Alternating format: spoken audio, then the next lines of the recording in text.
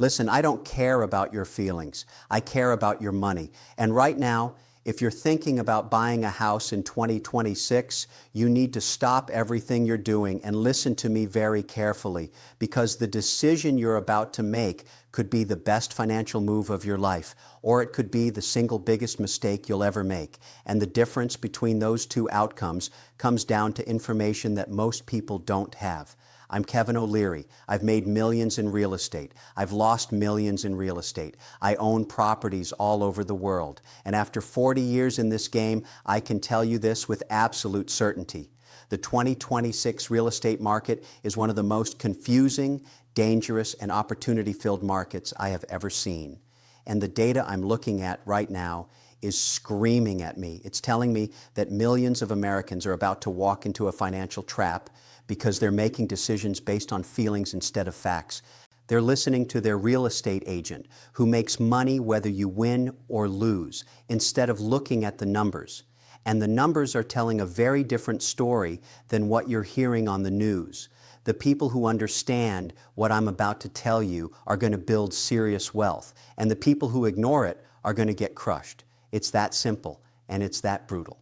Now, before I break down exactly what's happening in real estate right now and tell you whether you should buy, sell, or run for the hills, I need you to do something for me. If you care about protecting your wealth, if you care about making smart decisions with your hard-earned money, if you're tired of getting bad advice from people who don't have your best interests at heart, then hit that like button and subscribe to this channel right now. Smash it. This channel is about financial survival. It's about making sure you don't get slaughtered in the marketplace while everyone else is telling you everything is fine. We deal in truth here, not fairy tales. So subscribe, become a member, join this community, because what I'm about to tell you, most real estate agents and financial advisors won't have the guts to say.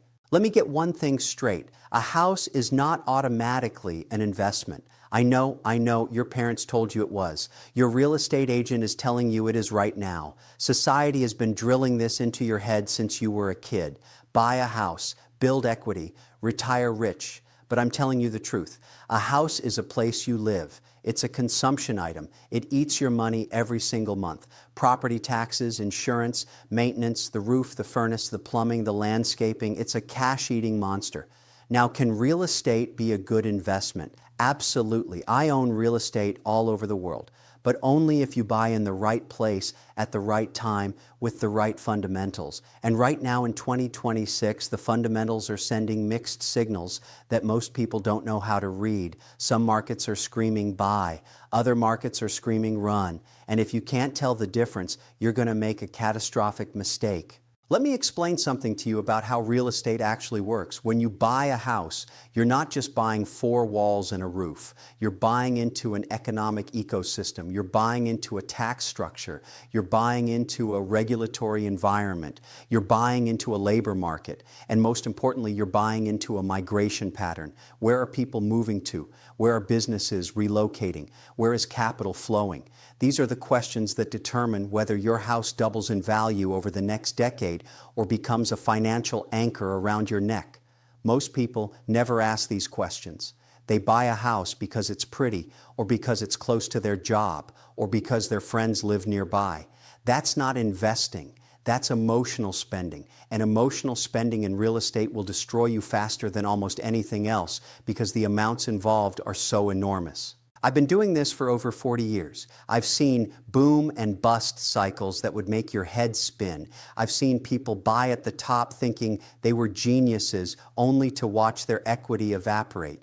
And I've seen smart investors wait, stay patient, and buy when everyone else was panicking. The difference between these two groups isn't luck. It's discipline. It's the ability to look at the numbers and ignore the noise. Here's how I analyze real estate markets, and this is exactly what you should be doing before you spend a single dollar.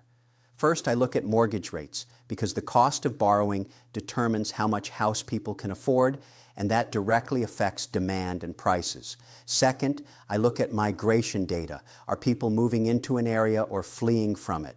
Third, I look at inventory levels. How many homes are on the market? Is supply overwhelming demand, or is it the other way around? Fourth, I look at the local economy. Are jobs being created or destroyed? Are wages going up or down? And fifth, I look at affordability ratios. What's the median home price compared to the median income? Because when prices get too far ahead of incomes, something has to give. And when it gives violently. When I run these 5 factors through my analysis for 2026, a very complex picture emerges, and I'm going to walk you through every piece of it. Let's start with the biggest factor that's affecting every single real estate market in America right now: mortgage rates. And this is where most people are getting the story completely wrong. Here's the truth. Mortgage rates in 2026 are expected to average around 6.2 to 6.3% for a 30-year fixed loan. That's according to forecasts from JP Morgan, Redfin, Realtor.com, and Wells Fargo. Let me put that in perspective for you. During the pandemic, you could get a mortgage at 2.5 or 3%. Those days are gone. They're not coming back. Not this year. Probably not next year either. And if you're sitting on the sidelines waiting for 3% rates before you buy a home, you're going to be sitting there for a very long time while prices continue to move. Now, here's what most people don't understand about mortgage rates. 6% is not historically high. In the 1980s, mortgage rates were 15, 16, even 18%. People still bought houses. People still built wealth through real estate. The problem isn't that rates are at 6%. The problem is that people got spoiled by artificially low rates during the pandemic. And now normal rates feel like a crisis. They're not a crisis. They're just reality. And reality is something you either deal with or get run over by. But here's what really concerns me about the current rate environment. Even though 6% is historically normal, home prices have nearly doubled since 2020. So you've got higher rates combined with much higher prices. That means the monthly payment on a median-priced home today is dramatically higher than it was just 4 years ago. According to the data, home prices have surged approximately 50% since 2020, while incomes have only climbed about 29%. Think about that gap for a second. Prices up 50%, incomes up 29%. That's a massive affordability squeeze, and it's crushing first-time buyers and young families who are trying to get into the market. Let me put this in real dollars so you understand what we're dealing with. If you bought a median-priced home in 2020 with a 3% mortgage, your monthly payment on a $300,000 house was about $1,260 a month for principal and interest. That same house is now worth about $450,000. And at 6.3% interest with 20% down, your monthly payment is about $2,200 a month. That's almost double. Almost double the monthly payment for the exact same house. And when you add in the property taxes and insurance, which have also gone up significantly, the total cost of ownership has exploded. This is the reality that nobody in the real estate industry wants to talk about because it scares buyers away. But you need to know this before you sign anything. Now, I know what you're thinking. Kevin, if affordability is this bad, shouldn't I just wait for prices to crash? And here's my answer. Stop waiting for a crash. Here's why. Unlike the 2008 financial crisis, today's homeowners are sitting on enormous amounts of equity. They have good credit. They have low-rate mortgages locked in from the pandemic era. They are not going to be forced to sell. There are no subprime loans blowing up. There's no wave of foreclosures coming. The conditions that caused the 2008 crash simply do not exist today. JP Morgan's forecast says home prices will be essentially flat nationally in 2026, maybe 0% growth. Redfin says prices will rise about 1%. The NAR is more optimistic at around 4%, but almost nobody credible is forecasting a crash. So if you're waiting for prices to drop 30 or 40%, you're going to be waiting forever, while rents keep going up and you keep throwing money away every single month. And by the way, rents are expected to rise 2 to 3% in 2026 as apartment construction slows down and demand picks up. So the idea that renting is the cheap alternative to buying is becoming less and less true. Let me tell you something about smart investors. They don't wait for perfect conditions. because perfect conditions don't exist. Warren Buffett didn't wait for the market to be cheap before he started buying. He bought when the value was there relative to the price. The same principle applies to real estate. You don't need a perfect market. You need the right deal in the right location at the right price for your situation. And that brings me to the second major factor you need to understand: location. Because in 2026, there is no single national housing market. There are hundreds of local markets, and they're all doing different things. This is where most people get it catastrophically wrong. They hear a national headline that says home prices are flat, and they think that applies to their city. It doesn't. Some markets are seeing prices drop while others are seeing prices climb, and the divergence is getting wider every single month. Here's what the data is showing right now. The Northeast and the Midwest are the strongest markets in the country.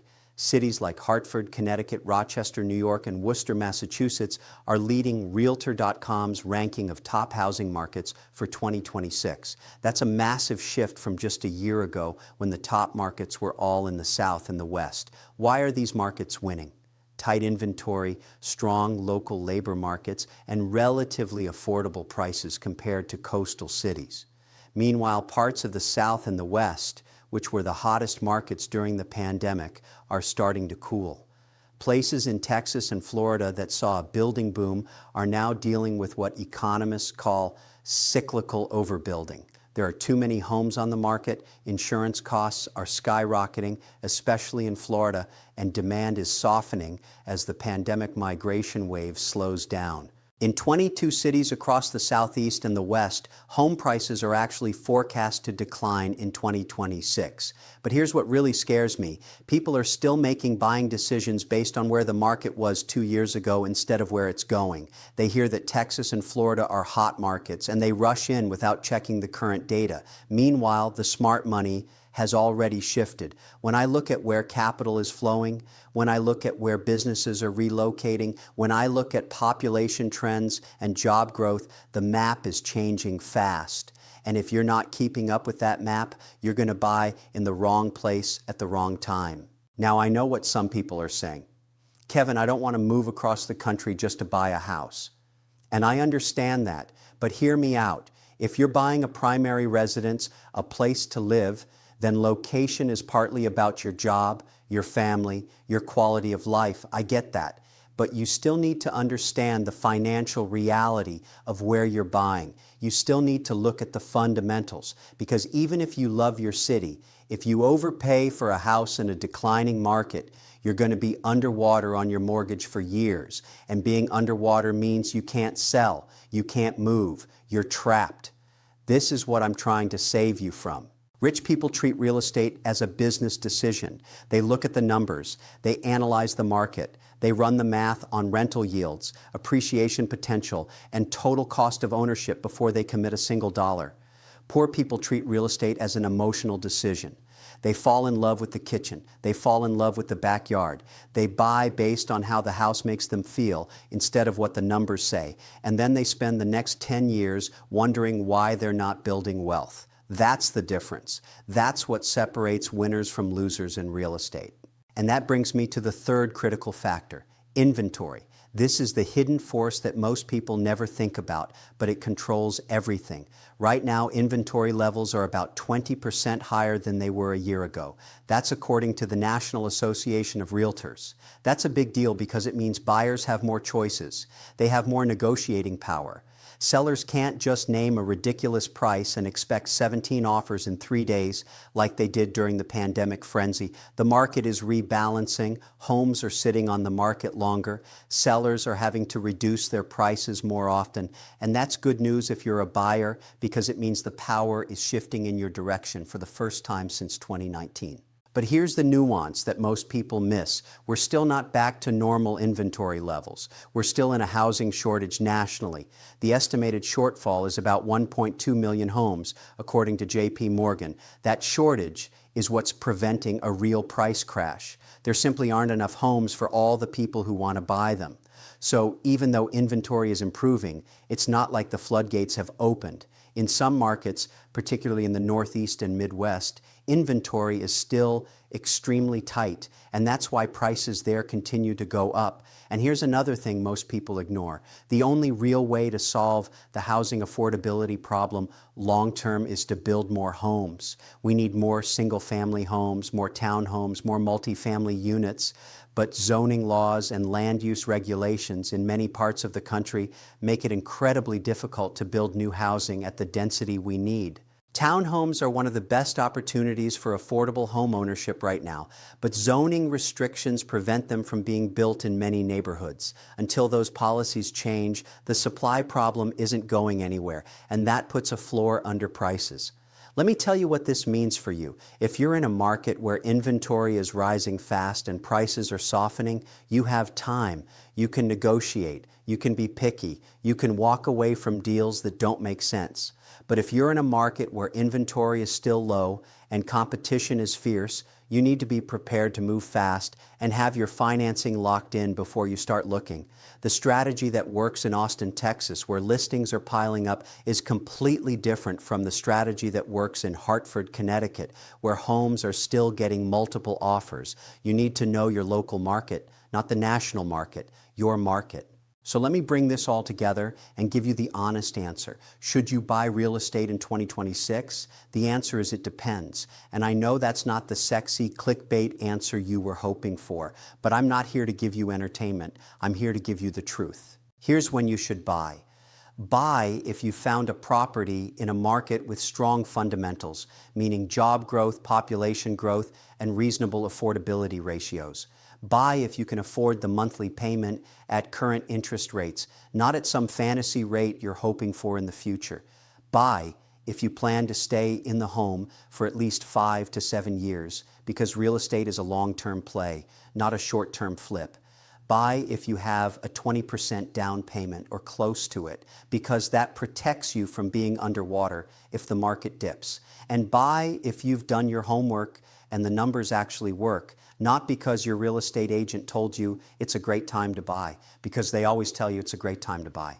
That's how they make their living. Here's when you should not buy. Do not buy if you're stretching every dollar just to make the monthly payment. If one unexpected expense, a broken furnace, a medical bill, a job loss would put you in financial crisis, you can't afford that house. Period. End of story. Do not buy if you're doing it because of social pressure. Your friends bought houses. Your family is asking when you're going to buy. Social media makes it look like everyone your age owns a home. None of that matters. What matters is the math. Do not buy in a market where prices are declining and inventory is piling up unless you're getting an absolute steal. And do not buy if you're planning to move in 2 or 3 years, because transaction costs, realtor commissions, closing costs, and moving expenses will eat whatever equity you might have built. Here's what I do personally when I'm evaluating real estate. I want to see positive cash flow, or at least know that the property is in a market where appreciation will cover my costs over time. I look at the price to rent ratio. If it's cheaper to rent than to own in a given market, that tells me prices may be overheated. I look at insurance costs, especially in states like Florida, where property insurance has become almost unaffordable. I look at property tax trends, and I look at the local government. Are they business friendly? Are they keeping taxes reasonable? Or are they driving people away with bad policy? Because when businesses and people leave, demand for housing collapses. And when demand collapses, your home's value goes with it. Now, does this mean real estate is a bad investment? Absolutely not. Real estate has created more millionaires in America than any other asset class. But it creates those millionaires through disciplined, data-driven decision-making, not through blind faith and emotional purchases. The people who build wealth in real estate are the ones who treat it like a business. They run the numbers. They analyze the market. They buy when the deal makes sense, and they walk away when it doesn't. And they hold for the long term because real estate rewards patience. Let me tell you a personal story that drives this point home. Years ago, I looked at a property in a market that everyone said was hot. The agent was pushing hard. The numbers on the surface looked fine. But when I dug into the local economy, I saw warning signs. Businesses were leaving. The tax base was shrinking. Population growth had stalled. I walked away. People told me I was crazy. 2 years later, that market dropped 20%, and the agent who was pushing me to buy had moved to a different state. The lesson isn't that I'm some genius. The lesson is that the numbers told me the truth, and I listened. Most people don't listen because the numbers are less exciting than the dream of owning a beautiful house in a beautiful neighborhood. But dreams don't pay your mortgage. Cash flow pays your mortgage. I also want to address something that I'm seeing a lot in 2026 that worries me. People are house hacking, they're buying investment properties, they're getting into the landlord game because they saw someone on social media make it look easy. Let me be clear about something.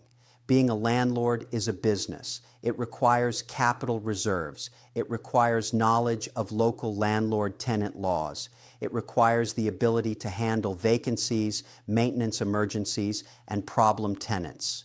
If you're getting into rental properties, you need to run the numbers with brutal honesty. What's the actual rental yield after all expenses? What happens if the property sits vacant for 2 months? What happens if you need to replace the roof? If you can't answer those questions with real numbers, you're not ready to be a landlord. You're gambling with borrowed money, and that's a recipe for financial disaster. I want you to understand something about the 2026 market specifically. This is a market of opportunity, but only if you know where to look. Monthly payments are expected to decline for the first time since 2020 as mortgage rates tick down slightly and wage growth outpaces home price growth. That's a meaningful shift. The NAR predicts existing home sales will climb by about 14% this year, which means the market is thawing out. More homes are coming to market, more buyers are getting off the sidelines, and negotiating power is shifting toward buyers for the first time in years. There's another factor that's working in your favor if you're buying this year. The conventional loan limit has been raised to $832,750. That's a big deal because it means you can borrow more without having to jump into a jumbo loan, which typically comes with higher rates and stricter requirements. If you combine that higher loan limit with a minimum down payment of 3%, you've suddenly got a gateway into markets that were previously out of reach for a lot of first-time buyers. The financing tools available to buyers in 2026 are better than most people realize. If you're smart and strategic, 2026 could be the year you get into a great property at a reasonable price while everyone else is still sitting around waiting for a miracle. Don't be the person who waits another 5 years, watches prices go up another 20 or 30%, and then says, I wish I had bought back in 2026. Be the person who looked at the data, made a smart decision, and started building equity while everyone else was paralyzed by fear and confusion. Here's the bottom line. The 2026 real estate market is not black and white. It's not buy everything, and it's not sell everything. It's a market that rewards intelligence, punishes ignorance, and absolutely demolishes people who make decisions based on feelings instead of facts. Some markets are incredible opportunities right now. Others are traps. Your job is to know the difference. Look at the migration data. Look at the job market. Look at inventory trends. Look at insurance costs and property taxes. Look at affordability ratios. And then, only then, make your decision. Because the real estate market doesn't care about your feelings. It doesn't care if you love the neighborhood. It doesn't care if your family has lived there for generations. It only cares about supply and demand. And if you're on the wrong side of supply and demand, you will lose money. That's not an opinion. That's a mathematical certainty. Now, if this video opened your eyes, if it changed the way you think about buying real estate in 2026, I need you to take action right now. Smash that like button. Tell the algorithm that this content matters, that people deserve to hear the real truth about the housing market instead of the same recycled cheerleading they get everywhere else. Leave a comment below and tell me your situation. Are you looking to buy your first home this year? Are you thinking about selling? Are you an investor trying to figure out where to put your capital? Be honest. I read these comments. We're all learning here, and your question might be the one that helps someone else avoid a catastrophic mistake. And if you haven't subscribed yet, what are you waiting for? hit that subscribe button right now. Become a member of this channel. When you join this community, you're joining a group of people who refuse to make financial decisions based on feelings and fluff. We're building something real here. We tell the truth about money, about markets, and about what it actually takes to build wealth in the real world. We're going to keep bringing you the data, the strategies, and the no-nonsense advice that actually works. No hype, no sugarcoating, just the cold, hard numbers and the honest analysis that could save you hundreds of thousands of dollars over your lifetime. The real estate market doesn't care about your feelings. It doesn't care about your dreams. It doesn't care about what your real estate agent told you over a cup of coffee. It only cares about fundamentals. And right now, the fundamentals are telling you to be smart, be strategic, and be very, very careful about where and when you pull the trigger. I've given you the information, I've given you the framework, I've given you the data. Now it's up to you to decide what to do with it. Are you going to be the person who makes a smart, informed decision based on facts, or are you going to be the person who buys based on emotion and spends the next decade regretting it? The choice is yours, so make the smart choice. Do your homework, run the numbers, and treat the biggest financial decision of your life like the business transaction it is. That's how you win in real estate. That's how you build wealth that lasts. Now get out there and make it happen.